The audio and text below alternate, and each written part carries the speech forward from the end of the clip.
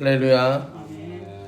예, 오늘도 말씀을 깨닫는 지혜와 응답받는 기도의 은총이 우리에게 넘치게 될 줄로 믿습니다. 아멘. 우리가 오늘은 역대하 10장을 보게 됩니다. 지난 시간 살펴본 9장에서 솔로몬 왕이 죽었습니다. 무려 이스라엘이라는 나라를 40년이라는 시간 동안 통치했던 이 왕이 죽었어요.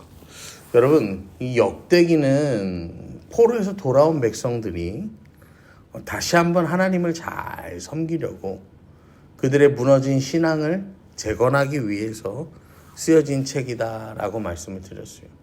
그러다 보니까 어떤 한 개인의 잘잘못에 집중하는 것이 아니라 성전을 중심으로 이 하나님을 향한 그 믿음을 중심으로 쓰여진 책이다라고 말씀을 드렸어요.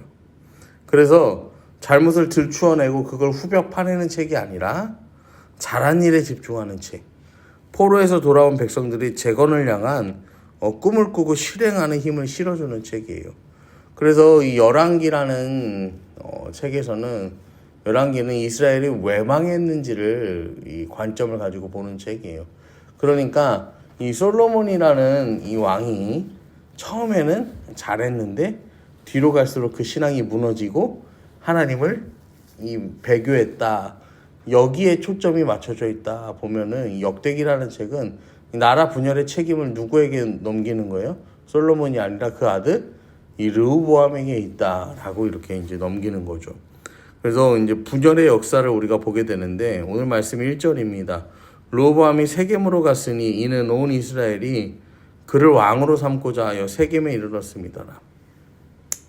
이 굉장히 정치적으로나 이 사회적으로 이 안 좋은 시대에 누가 왕이 되냐면 르호보암이 왕이 됩니다. 왜냐하면 사회는 솔로몬이 이 말년에 이 1000명의 부인을 두면서 그 1000명의 부인들이 섬기는 우상신들을 다 어떻게 합니까? 받아들이죠. 그리고 그 1000명의 우상신들을 위한 제사장, 그들을 위한 제단 이런 것까지도 다 받아들이고 솔로몬이 우상을 숭배한단 말이야.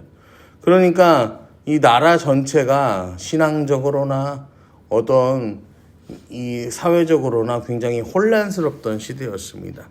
그 시대에 르호보암이 왕이 되기 위해 어디로 향한다고 합니까? 성경에서 세겜으로 갔다라고 합니다. 여러분, 성전은 어디에 지었어요? 예루살렘에 지었죠. 그 다음에 왕궁은 어디에 지었습니까? 예루살렘에 지었어요. 그러니까 이 정치 1번지가 어딘 거예요? 예루살렘. 신앙의 1번지도 어디예요? 예루살렘인 거예요. 이 세겜이라는 곳은요, 이스라엘 왕조의 중심지가 아닙니다. 사울도 세겜에서 활동하지 않아요. 솔로몬도 세겜에서 활동하지 않았고 다윗도 세겜에서 활동하지 않았습니다. 이 세겜이라는 곳은 여호수아가 처음 이 가나안 땅에 들어왔을 때 중심으로 삼았던 도시가 세겜이라는 도시예요. 그러니까 사사시대의 중심 도시예요. 지금 이스라엘이란 나라의 현실을 보여주는 건데 마치 왕이 없던 시절로 돌아간 것과 같아요. 그래서 우리가 온 이스라엘이 그를 왕으로 삼고자 하여 세겜에 이르렀다라는 거잖아요. 세겜에서 이스라엘의 장로들이 뭐 하는 거예요? 왕이 되고 싶냐? 여기로 와라. 그러면 우리가 너를 왕 삼아 주겠다라고 하는 거예요. 하나님이 세운 나라의 왕이요, 하나님의 인정을 받고 출발하는 게 아니라 누구의 인정을 받으려고 하는 거예요? 사람의 인정을 받으려고. 그리고 그 사람의 인정을 받기 위해서 그들이 원하는 장소로 가는 거예요. 이 왕이 되는 이 출발점부터가 잘못된 거죠. 그래서 2절에 보시면 느밧의 아들 여로보암이 전에 솔로몬 왕의 낯을 피하여 애굽으로 도망하여 있었더니 이 일을 듣고 여로보암이 애굽에서부터 돌아오매 여로보암이라는 사람이 나타납니다. 여로보암이라는 사람은 조금 있다가 우리가 한 번 더 자세하게 이 사람이 어떤 사람인지 살펴볼 건데, 이 여로보암이라는 사람이요, 왕이 된 르호보암을 찾아와서 3절과 4절에 이렇게 말해요. 무리가 사람을 보내 그를 불렀더라.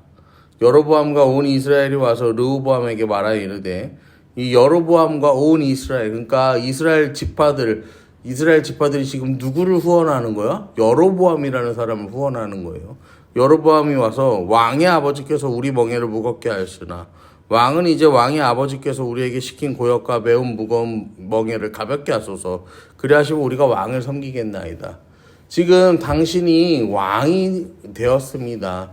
근데 당신의 아버지가 우리한테 시킨 일들이 너무나도 힘이 들었어. 40년이라는 시간 동안 이 솔로몬은 뭐만 했어요? 건축만 했잖아요. 그러니까 온 나라가 아무리 부강한 상태였어도 힘들었다는 거예요.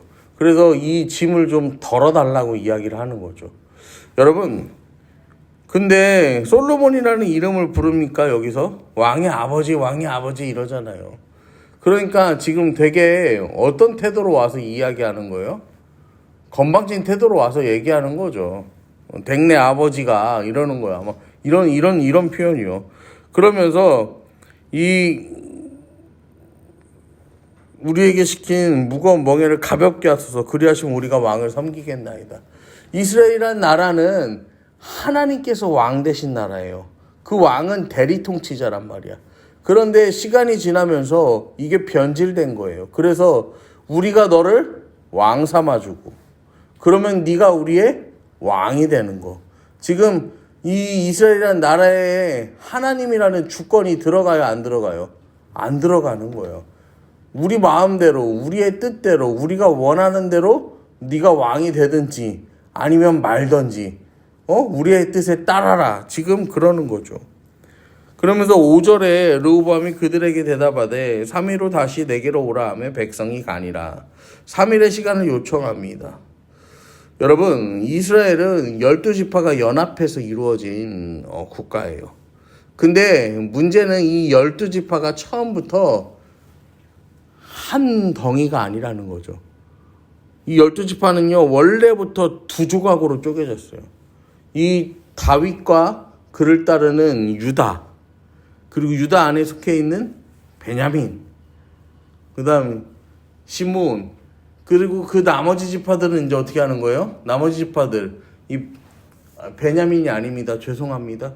이 사울이 베냐민 지파죠. 이 유다 지파, 그리고 그 북이스라엘을 이끄는 베냐민, 이들을 통해서 뭐 하는 거예요? 이 나라가 원래부터 이 지파들이요, 대립을 하는 상태였단 말이에요. 여러분, 오늘 본문은요, 이스라엘 왕, 하나님의 권위가 어디에서 오는지를 보여주는 말씀이에요. 일반적인 왕조는 혈통에서 그 왕권이 옵니다. 그런데 이스라엘은 일반적인 혈통 중심의 왕조가 아니라 하나님을 향한 신앙 중심의 왕조예요. 하나님을 향한 믿음이 흔들리면 이 왕조 또한 흔들리는 거예요. 여러분, 이 열왕기상 11장에서요, 지금 이 솔로몬이 이 1000명의 부인을 두고 그 1000명의 부인과 1000명의 부인들이 섬기는 우상을 섬기면서 나라가요, 계속해서 흔들리는 모습을 하나님이 열왕기상 11장에서 계속해서 보여주십니다. 그러면서 여로보암이 손을 들어 왕을 대적하였고 그는 에브라임 족속인 스레다 사람이요 어머니 이름은 스루아인이 과부더라. 이렇게 여로보암이라는 사람까지 등장을 하는 거죠. 그리고 그 여로보암이 왕을 대적하는 까닭이 있는데 이게 뭐냐면은 솔로몬이 건축을 하면서 이 여로보암이라는 사람을 이 요셉 족속의 일, 에브라임과 므낫세의 그 일을 건축을 감독하게 하는 감독자로 삼습니다. 그때 아이야 선지자를 길에서 만나는데 아이야가 새 옷을 12조각으로 찢어서요, 10개를 주면서요, 이 10조각을 가지고 이스라엘 하나님 여호와의 말씀이 내가 이 나라를 솔로몬의 손에서 찢어 빼앗아 10지파를 내게 주고 오직 내 종 다윗을 위하고 이스라엘 모든 지파 중에 택한 성읍 예루살렘을 위하여 한 지파를 솔로몬에게 주겠다. 그렇게 이 선지자가 이야기를 해요. 그러면서 또 그 이유에 대해서 이렇게 말씀하세요. 그들이 나를 버리고 시돈 사람의 여신 아스다롯과 모압의 신 그모스와 암몬 자손의 신 밀곰을 경배하며 그 아버지 다윗이 행함 같지 아니하여 내 길로 행하지 아니하며 나보기에 정직한 일과 내 법도와 내 율례를 행하지 아니함이니이다 라고 성경은 말합니다. 그러니까 이 이스라엘이 하나님을 섬기지 않았다라는 거예요. 그 왕이 하나님을 섬기지 않았다라는 거예요. 그래서 하나님께서 이 나라를 둘로 쪼개신다라는 거예요. 여러분, 그런데요, 이거는요, 하나님께서요, 갑자기 기분이 나빠서요, 이 나라를 반으로 쪼개고 여로보암이라는 사람에게 주겠다라고 하시는 걸까요? 아니에요. 우리가 역대 이 상의 말씀에서도 보았는데요, 다윗이요, 기도할 때 이런 기도를 하죠.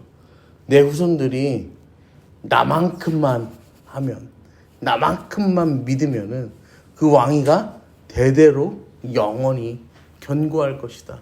그런 노래를 합니다. 다윗이. 그런 기도를 해요. 그만큼 자기 믿음에 대한 뭐가 있었던 거예요? 이 확신이 있었던 거예요. 다윗이 교만했던 게 아니라 하나님께서 보증해 주시는 믿음이었던 거죠. 여러분, 그런데 그 이 믿음의 고백이요, 한대, 아들 솔로몬, 이 한 대를 거쳐서 내려오면서 어떻게 됩니까? 그냥 변질되어 버리는 거죠. 왜요? 솔로몬이 자기 인생에서 만나는 여러 선택의 시간들이 있었을 거예요. 시험의 순간들이 있었을 거예요.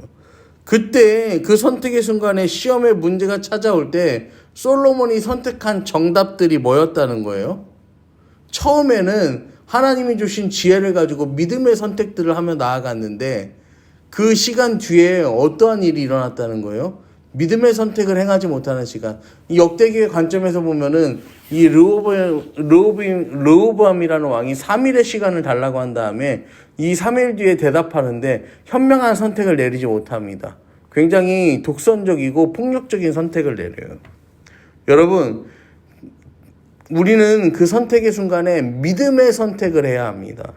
내 욕심과 고집을 부리면 안 되는 거예요. 우리가 행한 그 선택이 우리의 앞길을 결정한다는 거예요. 솔로몬의 선택이 이스라엘 민족이 하나님 중심의 신앙생활이 아니라 우상을 쫓는 생활로 변화되게 하였고, 르호보암의 선택이 이스라엘이란 나라를 두 개로 쪼개지게 합니다. 여러분, 우리가 하나님을 바르게 섬길 때 하나님은 우리의 삶뿐만 아니라 우리의 자녀를 확고하게 세워주신다는 사실을 기억하시기 바랍니다. 우리가 하나님을 온전하게 따르는 그 믿음이 우리 인생에서 가장 중요합니다. 오늘도 우리가 함께 기도하며 나아가실 때 여러분, 이 하루 내가 믿음으로 살아가고 믿음으로 선택하고 믿음으로 결단하는 하루가 되기를, 그렇게 기도하며 나아가는 저와 여러분 되기를 간절히 축원합니다.